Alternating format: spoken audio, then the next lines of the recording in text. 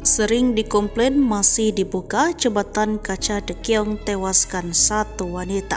Jembatan kaca Degiong Banyumas pecah pada Rabu 25 Oktober 2023 pagi. Seorang wisatawan berjenis kelamin wanita tidak bisa diselamatkan. Korban saat itu berada di atas jembatan bersama 3 wisatawan lainnya. Satu wisatawan kini dirawat di rumah sakit, sementara 2 lainnya selamat karena berpegangan saat jembatan pecah. Dilansir dari Kompas.com, jembatan kaca Degiong memiliki ketinggian sekitar 10 meter dengan panjang 25 meter.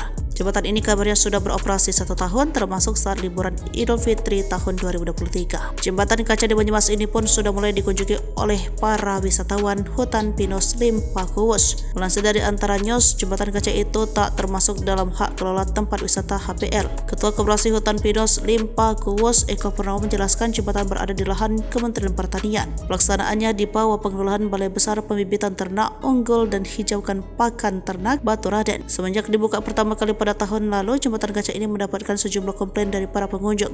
Meski demikian, jembatan kaca Degiong tetap dibuka untuk para wisatawan hingga terjadi peristiwa maut di mana jembatan pecah. Dilansir dari Kompas TV, Angga 30 tahun, salah satu pegawai dari lokasi wisata tersebut, mengatakan jembatan kaca diketahui menggunakan tempered dengan ketebalan 1 cm.